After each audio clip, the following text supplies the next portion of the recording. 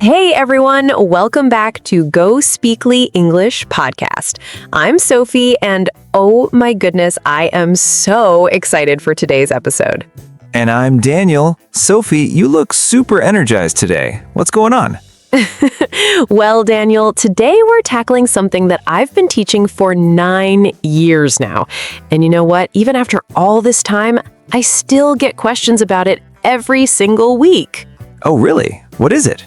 Prepositions, specifically the big three: in, on, and at. These tiny words cause so much confusion, but honestly, once you get them, your English becomes so much smoother. You know, I remember when I was learning English, I would say things like, I'm in the bus stop, or I'll meet you in Monday. And people would just look at me confused. Exactly. And that's totally normal, Daniel. These little words are tricky because they don't always translate directly from other languages. But here's the good news, listeners. By the end of today's episode, you're going to feel so much more confident using in, on, and at. So, Sophie, before we dive deep, can you give everyone a quick overview of what we're covering today? Absolutely. So today we're going to break down these 3 prepositions in a way that actually makes sense. We'll talk about time, we'll talk about place, we'll give you real-life examples, and we'll cover the most common mistakes people make. Plus, I've got some super easy tricks to help you remember which one to use. I love it. And listeners, if you're enjoying this podcast and finding it helpful, do us a huge favor. Hit that like button, subscribe to GOSPEAKLY English Podcast, and share this with a friend who's learning English. It really helps us keep creating these episodes for you. Yes, please. Your support means the world to us. And hey, we upload new episodes every Monday, Wednesday, and Friday, so you'll always have fresh content to practice with. All right, Sophie, I'm ready. Let's make prepositions easy. Let's do this. Okay, so let's start with the foundation. Daniel, when you think about in, on, and at, what comes to your mind? Honestly, they all kind of blur together sometimes. Like they all seem to mean the same thing, a place or a time, right? You're not wrong. They do all relate to place and time, but here's the key. They each have their own specific job. Think of it like this. In is for bigger, more general spaces or longer time periods. On is for surfaces and specific days. At is for exact points, specific times, or precise locations. Okay, that's starting to make sense. Can you give me an example? Of course. Let's use time first because that's usually easier to grasp. So if I say, I was born in 1995, in is used because we're talking about a whole year, right? That's a long period. Got it. So in is for years, months, seasons? Exactly. In January, in summer, in 2020, these are all longer stretches of time. Now, if I say my birthday is on March 15th, we use on because we're talking about a specific day. Ah, so on is for dates and days of the week. Yes, on Monday, on Christmas Day, on your birthday. And then at is for the exact time, like the meeting is at 3 p.m. Oh, wow. So at 9 o'clock, at noon, at midnight? Precisely. You're getting it already, Daniel. See, it's all about being specific versus general. That actually makes so much sense. But Sophie, what about places? That's where I always mess up. Yeah, places can be trickier, but the same logic applies. In is for enclosed spaces or larger areas, like I live in Pakistan. I'm in the room, the keys are in the drawer. So basically when you're inside something or within a boundary. Exactly. Now, on is for surfaces, like the book is on the table, there's a picture on the wall, I'm sitting on the chair. Okay, so anything touching a surface uses on. Yes. And here's where people get confused. Transportation. We say on the bus, on the train, on the plane. Wait, really? But you're inside the bus, right? I know. It seems weird, but think of it this way. You're on the floor or surface of that vehicle. It's just how English works. But here's an exception. We say in the car. Oh my goodness, why is in the car different? Because a car is smaller and more enclosed. You get in a car, you sit in a car, but larger public transportation, you're on it. Trust me, after 9 years of teaching this, I've learned that sometimes English just doesn't follow perfect logic. Fair enough. Okay, so what about at for places? At is for specific points or locations, like I'm at the bus stop, she's at the door, we met at the restaurant. So at is like you're at a specific spot, not inside or on top of it. Exactly, you're at a point. Here's a great example to show the difference. You could say, I'm in the building, which means you're inside, or you could say, I'm at the building, which means you've arrived at that location, but maybe you're outside waiting. Oh, wow. So the meaning actually changes depending on which preposition you use. Yes, that's why getting these right is so important. It changes what you're trying to say. This is so helpful already. Listeners, are you taking notes? Because I definitely am. And you know what, Daniel? Let me give you a trick that I teach all my students. When you're confused about place, ask yourself, am I inside something? Use in. Am I on a surface? Use on. Am I at a specific point? Use at. I love that. It's like a little checklist in your head. Exactly. And with time, think long period, in, specific day, on, exact time, at.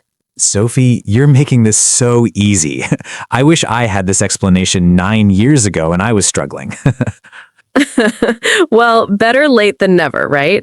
And listeners, I want you to know, if you're feeling confused right now, that's completely normal. These take practice, but stick with us because we're about to dive into part 2, where we'll look at real scenarios and common mistakes. Oh, I can't wait for the mistakes section because I know I've made all of them. We all have, Daniel. We all have.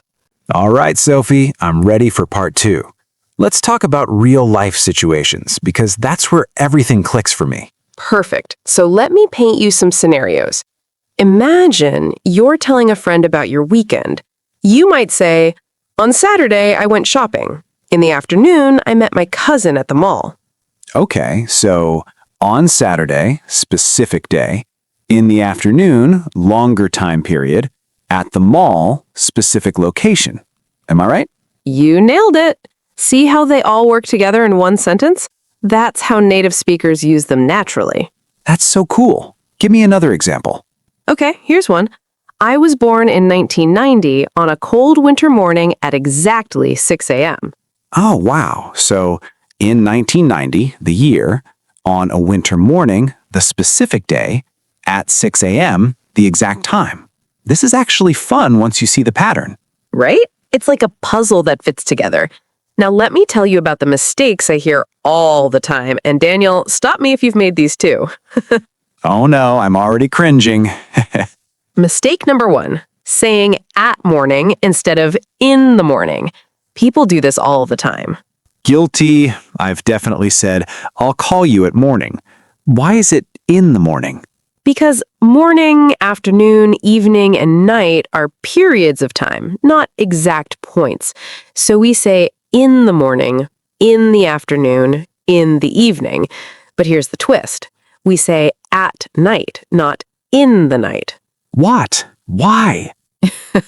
I told you, English is weird sometimes. At night is just the exception. You could say in the night, but it sounds very formal or old-fashioned. At night is more natural. Okay, I'm writing that down. In the morning, but at night. Got it. Mistake number 2. On the wall versus in the wall. People mix these up constantly. Wait, isn't it always on the wall? Usually, yes. Like, there's a clock on the wall. There's a painting on the wall. But if something is actually inside the wall, like wires or pipes, then it's in the wall. Oh, so on the wall is for things hanging or attached to the surface, and in the wall is for things embedded inside. Exactly. See? You're thinking like an English teacher now. I'm learning from the best. What's mistake number 3? This one is huge. Saying in the bus stop instead of at the bus stop.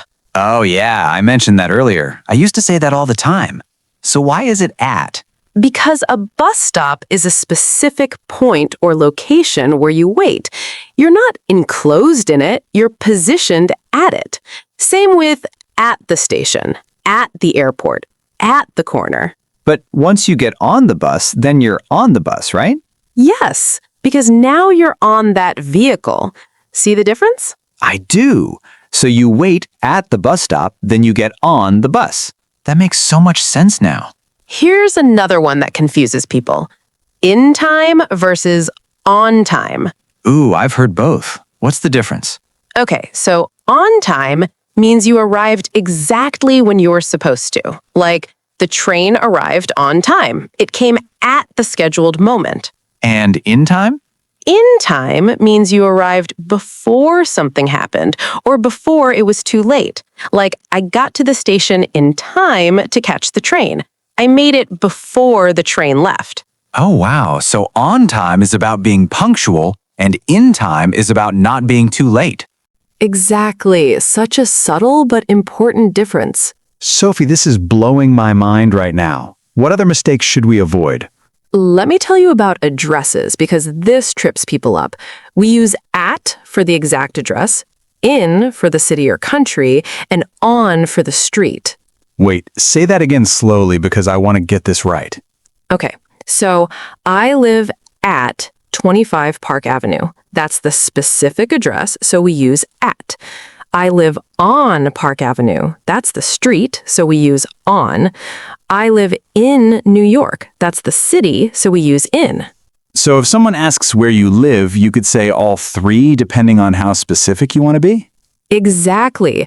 I live in London, on Baker Street at number 221B. Like Sherlock Holmes. Yes. See, you can remember it with Sherlock now. I love that. Okay, give me one more common mistake. All right. This is a big one for learners, saying in the weekend instead of on the weekend or at the weekend. Wait, there are two correct options? Yes. In American English, we say on the weekend. In British English, people often say at the weekend, but in the weekend is never correct. So both on and at work for weekends, but in doesn't? Correct. Same with holidays. On Christmas, at Christmas. Both work depending on where you are, but in Christmas, no way. This is so interesting. Sophie, I feel like I've learned more in the last 20 minutes than I did in months of studying on my own. Aw, that's so sweet, Daniel. And listeners, that's exactly why we created Go Speakly English Podcast, to make learning actually enjoyable and practical. So true. And you know what? Before we wrap up, can you give everyone some homework or a challenge to practice? Oh, I love giving homework. Okay, listeners, here's your challenge. I want you to write 5 sentences. 1 sentence using in for time, 1 using on for time, 1 using at for time. Then 2 sentences using all 3 for places. That's perfect. And share them in the comments so we can see how you're doing. Yes, please share. We read every single comment and we love seeing your progress. And if you make a mistake, that's okay. That's how we learn. Absolutely. You know, learning a language is all about practicing, making mistakes, and getting better each day. Couldn't have said it better myself, Daniel. And remember, everyone, we're here every Monday, Wednesday, and Friday with new episodes. So subscribe to Go Speakly English Podcast and turn on notifications so you never miss a lesson. And if you found this helpful, hit that like button and share it with anyone who's learning English. It really helps other learners find us too. All right, everyone, let's do a quick recap before we go. In is for enclosed spaces and longer time periods. On is for surfaces and specific days. At is for exact points, times, and locations. In the room, on the table, at the door. In 2024, on Monday, at 5 p.m. Perfect. See, you've got this, Daniel. And so do all of you listening right now. You really do. Just keep practicing and it'll become second nature. Exactly. And hey, if you have questions about prepositions or any other English topic, leave us a comment and we might feature it in a future episode. Oh, I love that idea. Community-driven content is the best. All right, my friends, that's all for today. Thank you so much for spending time with us on Go Speakly English Podcast. Keep practicing, keep learning, and we'll see you in the next episode. Take care, everyone. Bye. Bye.